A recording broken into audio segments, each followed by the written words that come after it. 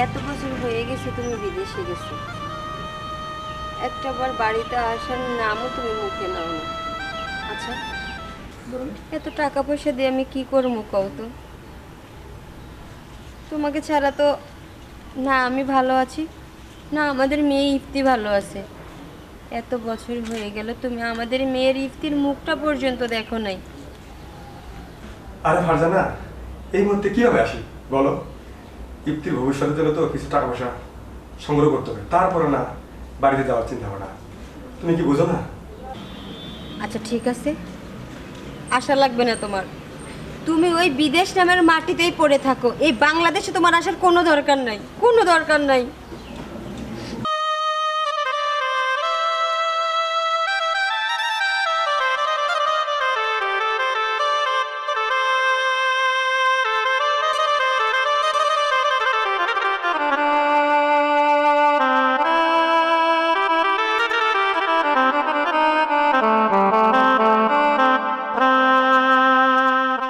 এত বড় সাইকেল কি আমি চালাতে পারি? হ্যাঁ, আর কবে যে বাবা আসবে বিদেশ থেকে আর এসে আমাকে একটা ছোট্ট একটা সুন্দর সাইকেল কিনে দিবে। দাদু ভাই, তোমার বাবা বিদেশ থেকে আইলে অনেক সুন্দর সাইকেল কিনে দেবো। হ্যাঁ, শুধু তাই না দাদু ভাই, তোমার জন্য অনেক পুতুল নিয়ে আসবে, খাবার নিয়ে আসবে, অনেক খেলনা নিয়ে আসবে। তুমি শুধু বসে বসে খেলবা। আর শোনো আরেকটা কথা, তুমি কিন্তু দুষ্টুমি করবে না, ঠিক আছে? ঠিক আছে, আমি আপাতত এই সাইকেল দিয়ে নেই, তুমি খেলো।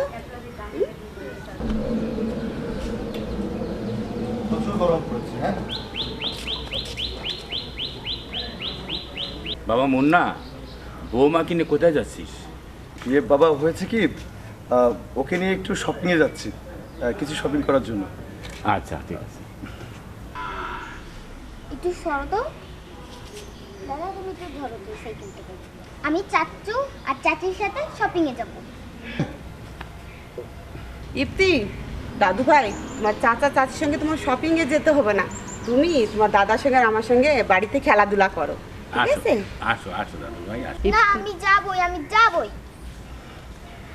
আম্মু শোনো, বাইরে তো প্রচুর রোদ, এই রোদে গেলে তো তোমার স্কিন কালো হয়ে যাবে। যাই হোক, তোমার পছন্দের আইসক্রিম আছে দোকানে, তোমাকে কিনে দিই, তুমি আইসক্রিম খেও, খেয়ে তারপরে দাদু দাদির সঙ্গে খেলা করো। শোনো, তোমার চাচি ঠিকই বলেছে, তোমাকে রোদ্রের মধ্যে যেতে হবে না। তুমি মজা খাও আর দাদু আর দাদির সঙ্গে খেলা করো, আমরা শপিং করে চলে আসবো, কেমন? ঠিক আছে। চলো।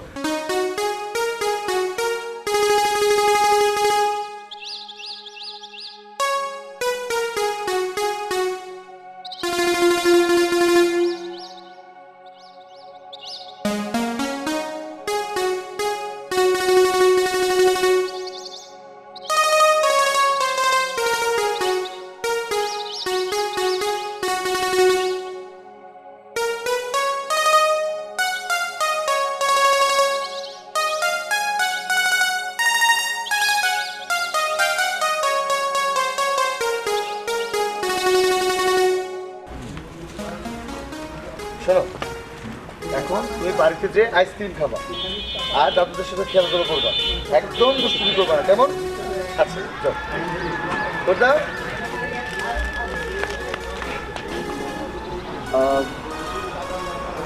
ওর জন্য অনেক মায়া হয় জানো তো।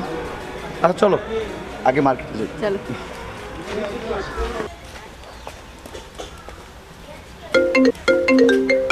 অসময় আবার কে ফোন করলো? দেখো তো।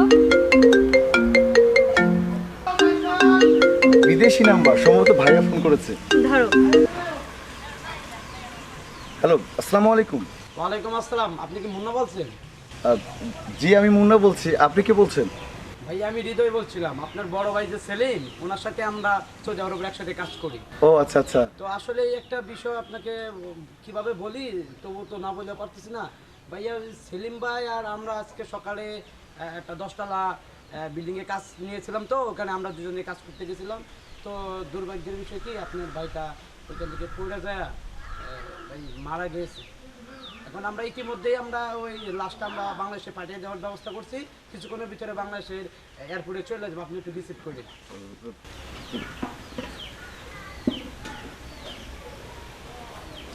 এই কি হলো, তুমি এমন থমকে গেলে কেন? বলো না কি হলো।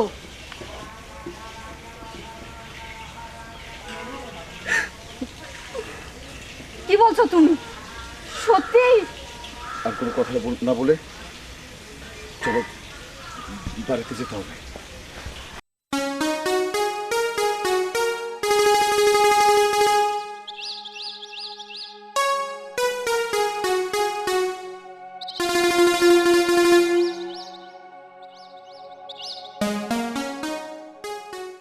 মারে, একটা বাবা ছাড়া একটা সন্তানের কতটা যে কষ্ট এটা আমি বুঝি। আর আমি তো একটা নারী স্বামী ছাড়া কত যে কষ্ট পায় সেটাও আমি জানি। আর মা, তুই চিন্তা করিস না, তুই দীপ্তিকে একটু সময় দে, আমি কাজ কাম করি। কি যে বলেন না মা, আমি থাকতে আপনি এই বাড়িতে কাজকাম করবেন, এটা কখনো হয়েছে? না আমি হতে দেব বলুন তো? তাছাড়া বলেন, আপনার মতো একটা আমি শাশুড়ি পেয়েছি, এত সুন্দর একটা পরিবার পেয়েছি, আমার কিসের কষ্ট বলুন তো? এটা তো আমার সংসার, তাই না? শোনেন মা, আপনি আর কোনোদিন এরকম কথাবার্তা বলবেন না। তাছাড়া আপনি তো আমার শাশুড়ি না, আপনি হলেন আমার মা। আর এরকম মা যার ভাগ্যে আছে তার কি কখনো কষ্ট থাকতে পারে বলুন তো?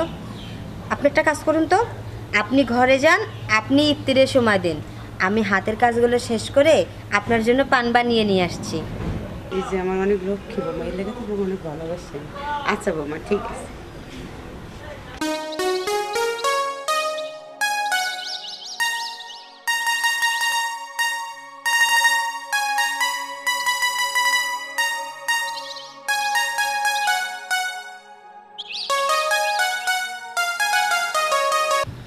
ঠিক আছে, আমি তো কয়েকদিন পরে বিদেশ চলে যাচ্ছি। ঠিক আছে, ঠিক আছে। ওই যে আমাদের মেয়ের কথা বলতেছেন যে, আচ্ছা সমস্যা নাই, আপনি সাবধানে থাকবেন, আমি সংসার দেখে রাখার দায়িত্ব আমার। আপনি দ্রুত যাবেন, কাজকাম করবেন, টাকা পয়সা পাঠাবেন, সংসার বাড়িঘর সব কিছু তো উন্নতি করতে হবে, তাই না? এটা আপনি মোটেও কিন্তু চিন্তা করবেন না, আমি সব কিছু সামলিয়ে রাখবো। খুব সুন্দর কথা, ভালো থাকে। হ্যাঁ, ঠিক আছে, নেন না এইটুকুনি নেন।